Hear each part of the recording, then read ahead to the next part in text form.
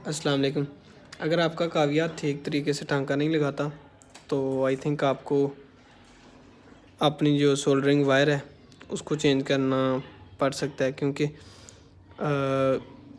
सबसे जो common problem है काविया में पेश आती है वो इसकी ये जो सोल्डरिंग वायर है इसके ठीक ना होने से या सस्ते चीप होने से टांका अच्छे तरीके से नहीं लगता। तो अच्छे वाली लें। अच्छे वाली की पहचान ये है कि आपने ये देखें कि ये इसकी मोटाई ज़्यादा है लेकिन इसकी मोटाई कम है। ठीक है, जिसकी मोटाई जितनी ज़्यादा कम होगी वो उतना अच्छे तरीके से टांका लगाएगा। ठीक है, शुक्रिया।